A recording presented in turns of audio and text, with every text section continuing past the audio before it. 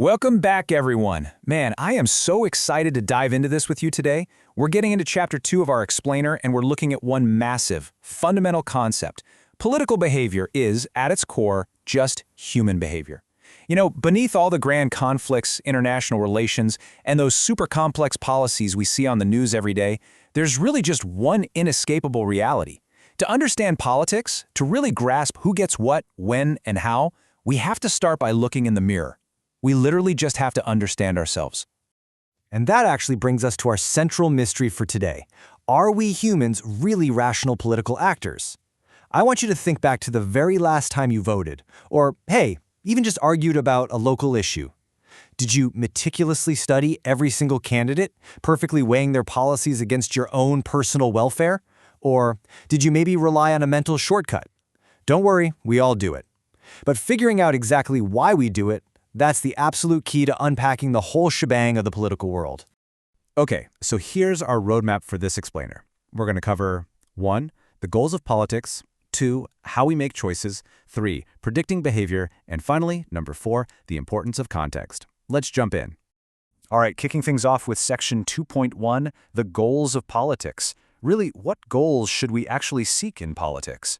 So, the political philosopher Thomas Hobbes argued that without government, like in a pure state of nature, human life would be solitary, poor, nasty, brutish, and short. Pretty dark, right? For Hobbes, the baseline goal of government was just incredibly simple. It wasn't about achieving some perfect utopia. It was literally just about survival, just pulling us out of the chaos and providing basic security and order. But, contrast Hobbes' heavy survivalist instinct with the lofty, high-minded goals we see in the United States Constitution preamble. We aren't just talking about the anvil and shield of basic security anymore. We're looking at establishing justice, ensuring domestic tranquility, promoting the general welfare, and securing the blessings of liberty. It perfectly illustrates the ultimate tension in political philosophy, that really delicate, constant balancing act between maintaining order on one hand and expanding freedom on the other. Moving right along to Section 2.2. How we make choices. Why do humans actually make the political choices that they do? Now, if you want to study politics, it's kind of helpful to assume that the most skillful political actors are purely rational and calculating. But everyday humans? Well, we operate a bit differently. Human decision-making is often split into two modes, thinking fast and thinking slow.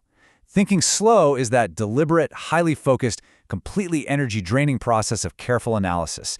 And because it's so incredibly hard, we humans rely heavily on thinking fast, which is making those automatic, heuristic-driven judgments. So the absolutely crucial point here is that because we're thinking fast, we rely on heuristics. And a heuristic is really just a cognitive shortcut. Imagine walking into a diner and they hand you a massive 10-page menu. Scrutinizing every single ingredient? That's thinking slow. Just ordering the daily special? That's a heuristic. In politics, studying every single bill a candidate ever sponsored is exhausting. Simply deciding, you know what, I'm just going to vote down my party line, is basically the political equivalent of ordering the daily special. It's totally practical, but not purely rational. And that brings us to two very distinct types of behavior we humans exhibit. On one side, we've got strategic behavior. This is acting specifically to obtain a goal, like a politician calculating the best possible way to win an election. But on the other side, we have expressive behavior. This isn't about winning at all. It's about revealing who you are to the world. It's about signaling to your peer group exactly what kind of person you are.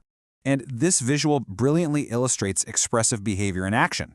When Peru's president, Pedro Castillo, campaigned in his traditional Andean straw hat, it was no accident. He wasn't just wearing a hat to block the sun, right? He was deliberately using his attire to send a really powerful, expressive message about his identity, his roots, and his values directly to his voters. It's actually a super strategic use of expressive signaling.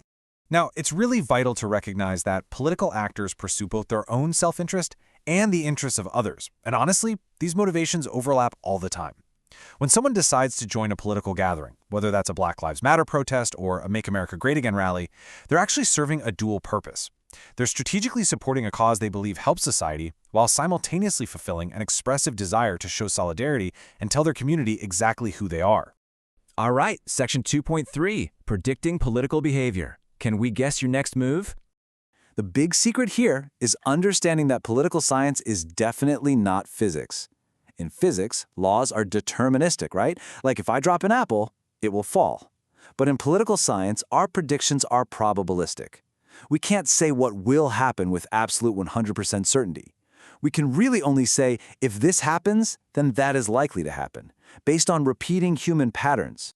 Actually, think of political science data kind of like the Netflix algorithm. Netflix uses data about your past viewing habits to probabilistically guess your next binge.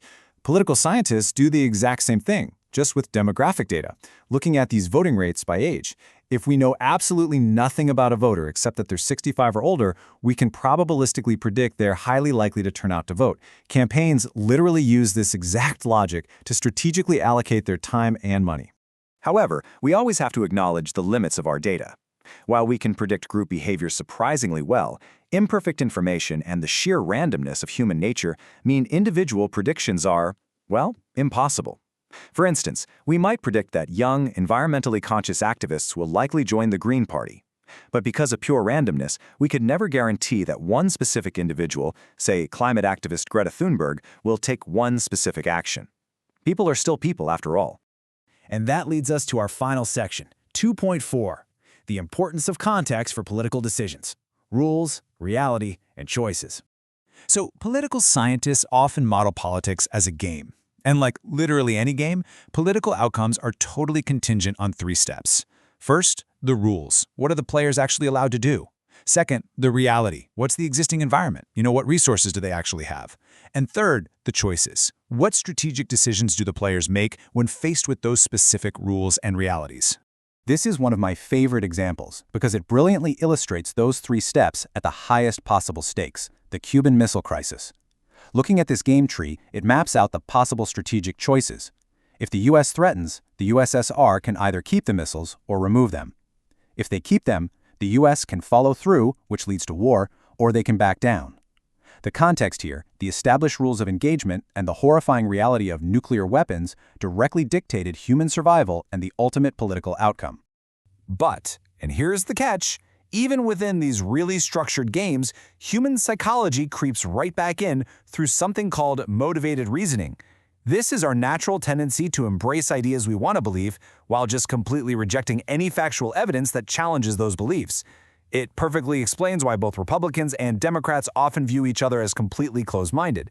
Actually, scratch that. It's more like our brains are just working overtime to protect our biases and our group identity rather than neutrally evaluating the facts. So I want to leave you with this final kind of provocative thought to ponder. The next time you find yourself in a heated argument about politics, stop and ask yourself, are you genuinely seeking the truth right now, or are you just relying on a cognitive shortcut to protect your team? Honestly, the answer might completely change the way you view the entire political world. Thank you so much for exploring this with me today, and I'll catch you in the next explainer.